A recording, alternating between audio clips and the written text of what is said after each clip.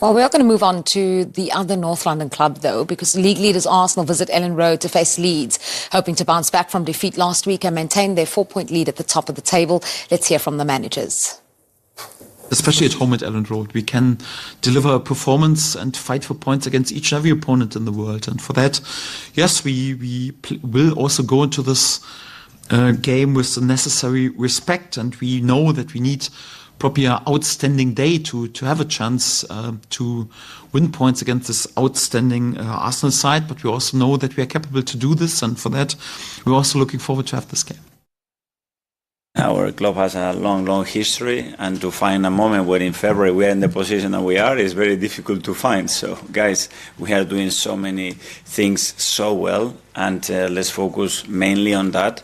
And for sure, we want to improve, we want to be better in every area, but with that sense as well of self-confidence and conviction that we are in the right path.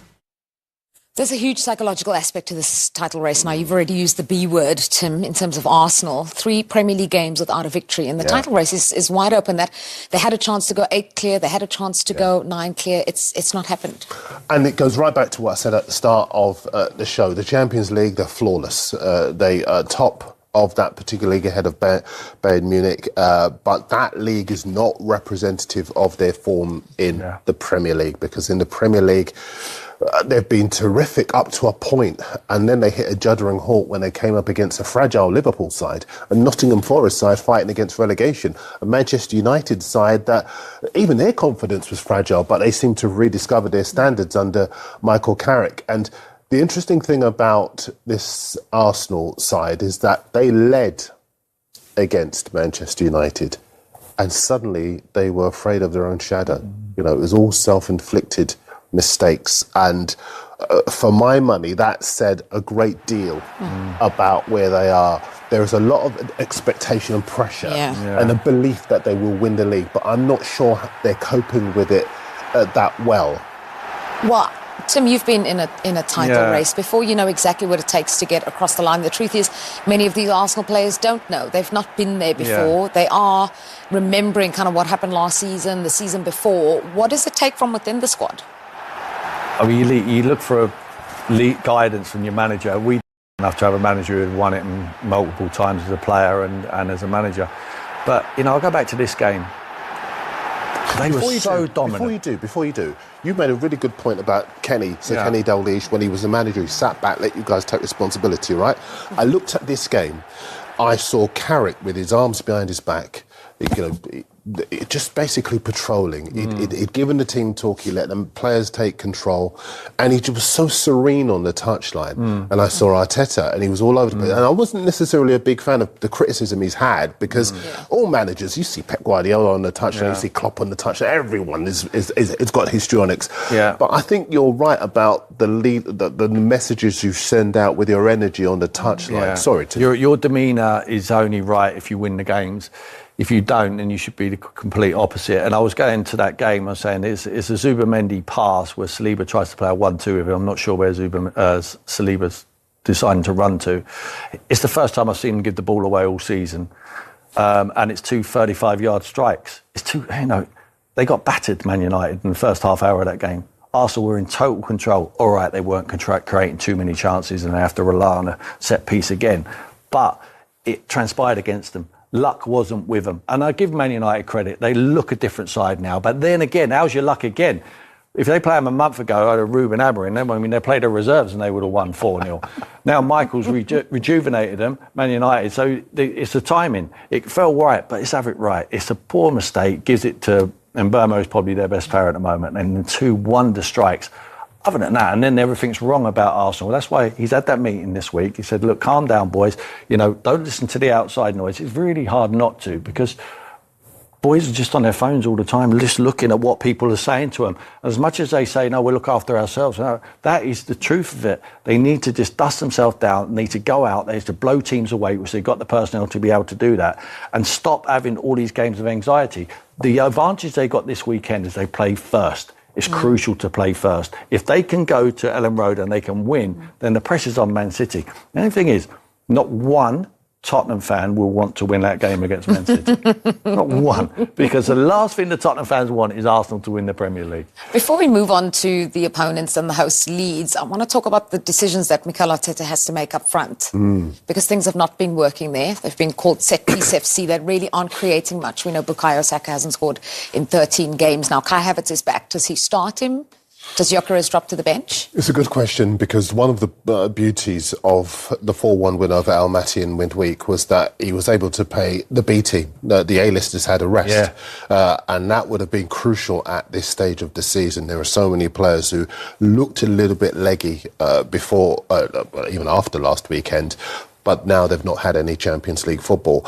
And the emphatic nature of that win means that, as you say, he does have a few options for up front. Does he play Jesus? Does he go with Gyökeres? Does he go with Havertz as a false nine? And given that they're playing Leeds, one defeat in their last 11, and the momentum is with them, and they'll be fighting for their lives, only 6 points ahead of the drop zone, so they'll be at it at Ellen Road. You can't take this one for granted. I think he might go with Havertz. Unbeaten in 5 at home Leeds. They have changed things in the defence. They, as you mentioned, are on a roll. Absolutely. Calvert-Lewin looks like he's scoring goals, staying in the width for the post. He's getting plenty of chances. Balls flying across the face of the box. They're going to have to defend well, Arsenal, to win this game, and I just believe they will. I think they've got too much firepower, even though they haven't scored from open play. You know, I listen to all this, but they're the second top scorers in the Premier League. I don't think you have to have a 15, 20 goal a season man to win the Premier League. You don't, Tim, you don't. No. But if you think about the last, all of the attackers, I mean, Saka hasn't scored in 11 games. Martinelli in the Premier League, you know, Martinelli hasn't scored, I think, 8-9 games in the Premier League. There are so many players. I think no one scored more than 5 goals in the Premier League all season. So I agree with you about the firepower that they have. But the way that they're playing is them as, say, even what we saw from Manchester United last weekend. And that worries me. Some of the rival fans are basically saying they're set-piece FC, which is really unfair given how brilliant they have been so far this season. But the quality on paper isn't translating to that a potency in attack that you would want them to have stage of the season. You want Saka, obviously, he's having a dip, you know, but you still keep him. I think he's a superstar. Still keep him in the side. I maybe swap Odegaard for Eze. I would bring him into there. But if I'm walking around parading that trophy at the Emirates and I'm listening to people calling me set-piece FC, I'm really not bothered. Fair point. It don't matter. It don't matter how you got over the line, you just get over the line. We shared a few goals around our team, but we had a main man who scored 34 goals in our season, in Alan Shearer. But look, the most goals from set pieces, I would look at that as a positive. I wouldn't look at that as say, oh, I hope we score more goals from open play. Of course you do. You want to score. And I'll go back to it, whether it's Gyökeres, whether it's Jesus, whether it's Havertz playing up there. It's not the personnel. It's the way Arsenal play to create chances. You could put Erling Haaland up there and he wouldn't score more goals than them at the moment. It's the difference. I'm telling you, it's the way they're playing. It's the way they build up to play games. So he could take the handbrake off him a little bit, but I think you change personnel to be able to do that. And taking the handbrake off is probably putting Martinelli with a bit of pace rather than Trossard on the left-hand side. He's got options to change it up. Trust the process. And on that note, we're going to go to a break. Always do well against City. Always. Yeah, it's very interesting how that happens. You mentioned something important about the playing on the front foot. Their main source of creativity, 2 of their main sources have been unavailable for Spurs. Yeah, Kulusevski and Maddison. Yeah, huge miss. But every team's got injuries. You know, I mentioned that the only team who hasn't got injuries is Arsenal. The team who are at the top of the league. But they've missed them, they really have. But let's face it, them 2 players still played when they were 17th last season in the league as well. So they're not world beaters. It's just that when they're not playing and the team's been so poor, you're looking for a bit of creativity. And them 2 players have got that. But they still go out and they're signing players without creativity. You know, Conor Gallagher, in my opinion, they got 3 or 4 Conor Gallaghers in that squad. And they went out and bought another one because he fits the price tag. Do you agree with that? I think Conor reminds me of you. Vocal, a leader, combative, really good eye for a pass. I think I like him better than Bentancur. I think Bissouma's not the player we thought he would be. I like Conor Gallagher in a Tottenham shirt, and I think if he's got even more quality around him, he could be better for I him. like Conor Gallagher, I like Bentancur, I like Bergvall, I like Sarr, I like Paulinho, I like them all, but not all together. You need a cocktail. You can't have them all together. They're all too samey. You know, no one a bit different, no one a bit of flavour. You know, so if Conor Gallagher was a 1 in 3 goal scorer, I would say, OK, he's like a new Frank Lampard who's going to anticipate, get in the box, score goals. But he's not. He's a 1 in 6 man, just like Paulinho, just like Bergvall. So it's a poor signing. It's a poor signing, not because he's a poor player. It's a poor signing because that's not what they needed. Go out and get Douglas Luiz. It costs you nothing, but it gives you that control, what I'm talking about, of the player in the midfield areas. Looks like it, yeah. Loads of drama, and as we saw there, it was a painful one for Arsenal at the Emirates as they lost 3-2 to Man United. The lead in the title race is down to 4 points going into this weekend. With so much anxiety amongst the Gunners fan base, Mikel Arteta has today sent a message steeped in positivity. Our club has a long history, and to find a moment where in February we are in the position that we are is very difficult to find. So, guys, we are doing so many things so well, and let's focus mainly on that. And for sure, we want to improve, we want to be better in every area, but with that sense as well of self-confidence and conviction that we are in the right path. You said you needed to bring optimism and reality. Did anyone need to lift you? No, in these moments, no. Normally I'm the opposite, and when we are doing so well, I'm there with the stick to say this is not good enough, this is not good enough. The other day, no, because I know how much they wanted, the amount of games and the demands that we put on those players every day. And those moments, they need to understand and feel that we are right behind them, that I'm mainly responsible for that. And that they keep playing with that freedom, with that enjoyment, as I discussed the other day, and make sure that journey is beautiful, because what is ahead is great, and everybody has to be part of that, but in a good sense and with good humor and with good optimism, and looking forward to it. So positivity from the manager, but if we have a look at this, over the last week, I mean, so much has been made about Arsenal's creative spark. Of their 42 league goals this season, just 24 have been scored from open play. That comes to about 57.1%, which leaves them 17th for percentage of goals scored from open play. Interestingly enough, though, Arsenal's title rivals, Man City and Aston Villa, are first and third, respectively, in that metric. I mean, I find it such a tough one to kind of break down, because when you look at it, I guess, what's he meant to do? You know, he's meant to go out there and score goals, and they've got the second highest amount of goals in the league. But 4 points clear, they're in all 4 comps still. Do the team, Mark, do you still think they need to play with that freedom? Yeah, absolutely. You have to try and play with freedom as long as possible. The minute you start to tighten up, those opportunities that you get become that little bit more difficult. And players can then let it get the best of them or better of them. I think key for Arsenal certainly is Kai Havertz being back. Yeah. That's going to make a big difference. Gabriel Jesus staying fit, coming into form, which we're seeing happen, more game time. And I think that is really key coming into the end of the season. I think Havertz and Gyökeres's understanding their play, even though we saw midweek in the Champions League, was different. And Minute one, there was a goal, and it suited Gyökeres massively. Why do you think Havertz might be that key, though, Mark? What about him? Positional play. He's that kind of. It's a funny one, isn't it? Because when he was at Chelsea, it's like, where does he play? What's his best position? Does he play as a number 9? Does he play out wide? Does he play as a 10?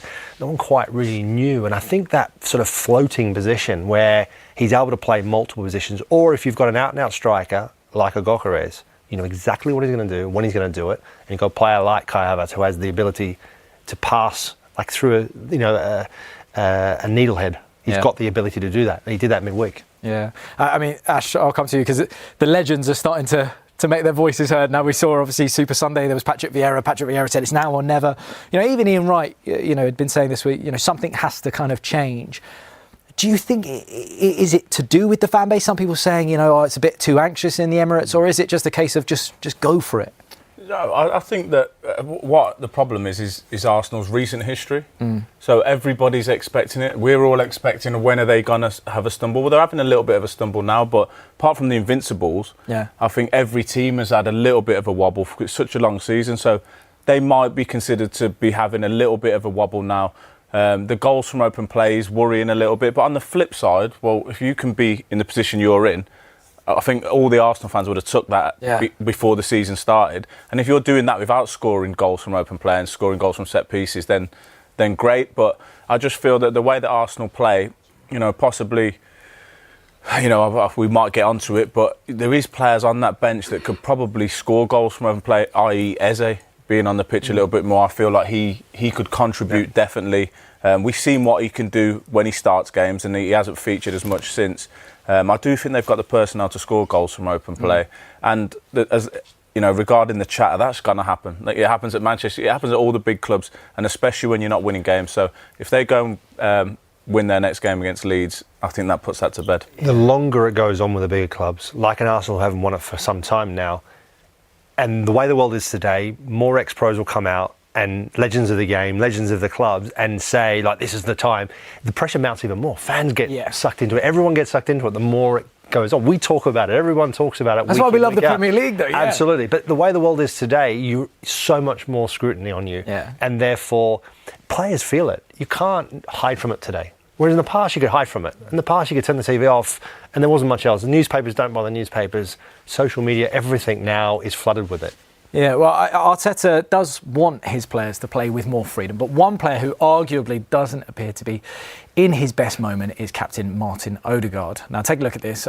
Since Odegaard's exceptional season in 22-23, when he scored 15 and provided 7 assists, his numbers have been on a steady decline. So last season, Arsenal's captain scored 3 goals, provided 8 assists, which equaled a goal or an assist every 212 minutes. But this season, his numbers have dropped further with just 1 goal and 3 assists so far. Well, today, our reporter Dharma Sheth put those stats to Arteta. Is there any part of you that's concerned, and is there any part of you that is thinking about maybe to take him out of the firing line a little bit and rest him? So those are the numbers, but we have to give the full numbers as well, that he's played much less minutes than any other season as well, because he's been 3 times injured. That's the reality. We want to improve that for sure, and we want him affecting the game in the areas that we can win football matches, that's for sure. But if you know Martin, how he works every single day, I have no doubts that that will come. So that's the boss on his captain. Mark, I'll come to you because, I mean, is Odegaard's form, is it an issue? I mean, you look at it there, 1 goal, 3 assists, he's your captain, he's meant to be in that 10 role, let's say. I know it's not quite a 10, but, he's kind of there. How much of an issue is that for Arsenal? I think it's a pretty big one. Look, Mikel Arteta's going to back his man. Yeah. He's the captain of the club, where, we're at the really important part of the season. Arsenal 4 points clear. He's not going to come out and say anything negative about his captain of the club, right? Yeah. And there's no doubting the guy's a phenomenal player when he's on form. He's had stop-start career at Arsenal, certainly of late with all the injuries, but those numbers are concerning. And you look at the side that Arsenal have now, they are better. There are more outlets, there are more opportunities. A player with Odegaard's ability should be able to find more possibilities, create more chances for players. Yeah. And that's the biggest issue, I feel. I look at it and just go, what is wrong with him? What's happening? Where is he? How's he dropped off? Has he dropped off? Is he playing? Is he not? Are we not playing him in his ideal position anymore? So what ways can we get him to influence the game a bit more? And it's worrying when you think they're so much better and he's having even less of an influence. Do you think though, when we look at that and you see the 22-23 season when Arsenal, all of a sudden looked like a title, challenging side, they were much more a transitional side at that point. It was like, I think it was 2 passes that kind of get to Odegaard. It was Zinchenko breaking that first line, then it was Xhaka straight to Odegaard. And he was in that transition, he had much more space. Do you think he might just be struggling with the fact that it is so much more congested in that box and those areas? Possibly, but I think he has the skill set. You would expect him to be able to deal with tight areas, and the way that Arsenal are, they've been all season, you expect teams to drop off, play in a low block, try and squeeze out that space, probably pay him a little bit more attention, Odegaard, because he's so good. Yeah. But being that good means that you should be able to get out of those tight situations, create assists, create chances for yourself, score more goals. Yeah. So it probably is frustrating. I think Mark's point is a good one, whereas we don't actually know how he feels, Odegaard. His manager's come out, which is what the whole squad would want him to do, and back him publicly. Of course, it's his captain. He knows exactly what Arteta wants on the pitch. But you feel for him a little bit because he doesn't look like he's enjoying his football at the minute. Yeah, I know a moment ago, obviously, you said you might want to go more with Eze. Mm-hmm. Eze, obviously, he's got 4 Premier League goals. He's got 2 assists. He's played more minutes than Odegaard this season because Odegaard had his shoulder injury. If I were to tell you, right, because we looked this up, in less minutes, Martin Odegaard has got triple the chances created over Eze. Would that change your mind at all? No. Why? No. Surely that's what you want, though. You want those chances there. When he scored that hat-trick, and I think he come out the starting 11 pretty quick after that, I was so surprised because you've got a player... It looks to me like a player that maybe was signed for the club that Arteta didn't particularly want himself. Right. That's how I see it. Because if you've got a player that we're talking about in Odegaard that's maybe struggling, and I know he's your captain, and normally the captain always plays, but you've got behind you someone like Eze. It's a phenomenal player. Yeah. Unbelievable player. Wants to get in that World Cup squad. You struggle. It's all right bringing him off the bench, but at some point you've got to go and say, listen, I'm going to give you a run of games. I'm going to give you 3 to 5 games. Show me what you can do. And I believe... But he did. Yeah, well, no, whilst Odegaard was out, but I don't think that when he did that, he played badly. I don't think. No, I think they'd score. I think they'd score more goals with Eze starting. That's my point. Over Odegaard. But fair play to. I like the fact that the manager's come out and backed his captain. That's important. I'm a massive fan of Eze. I think most people are. I think he's such an exciting player, and the quality is there obvious for everyone. But the stat of creating more chances, Odegaard's involvement. I think for a team like Arsenal, who are in contention, obviously leading, they are at the moment in control of the Premier League title race. They need as many created chances as possible. So to have someone like Eze is something of an individual brilliance, can create something, but generally it's the individual brilliance that can dictate a game. That happens overall far too... not often enough for my liking. You want a player that is going to influence the game more often with chances created. And I think for me, for a team like Arsenal, with all the creativity and all the quality players they have around, they need more creativity. And if Odegaard's going to give you that, that for me has to go ahead of that one individual player. Do you not think if we're talking about goals from open play, Odegaard's playing, maybe it's time. Maybe if he plays, if he has a run and he doesn't score, then okay, fair enough. But I know you said he played when Odegaard was injured. Yeah. But right now, I think if they're struggling a little bit to create goals, not chances, goals. Yeah. I think Eze might be the man for that. But what's his job description? What is Odegaard's job description? What is his real role in this team? Yeah. It's creativity. Yes, scoring some goals, and he's had some great seasons there. But it's about creating opportunities for his teammates, and if they're not then finishing, that's another issue. Yeah, right? No, of course. Yeah, so you get the situation where his argument might be, I'm producing, and they're not. No one's finishing it in the net. Yeah. Well, you go and score then. Yeah, that's it. You're Odegaard, go and score. But depending on where he is, if he's sitting a bit deeper, which he's in midfield, that is a little bit more difficult when you've got players and the setup that Arsenal have. I feel it's a little bit sometimes like they've got great wingers, but sometimes a little bit too selfish. Yeah. You know, Gyökeres is still trying to find his feet. Like I said before, Havertz back, I think that could be... They've got a great relationship between the two of them. I think that's that moment. They could be a big difference. And I think the next couple of weeks is really, I mean, obviously, stating the obvious, really important. And it's going to be interesting to see how this transitions. What does Mikel Arteta do with these players? How does he integrate? How does he put a side together that is not necessarily... I don't agree necessarily put a player in the team and give him 3-4 games because you've got to see what he can do. Yeah. You've got to know what they can do, and they've got to hit the ground running because they're running out of time otherwise.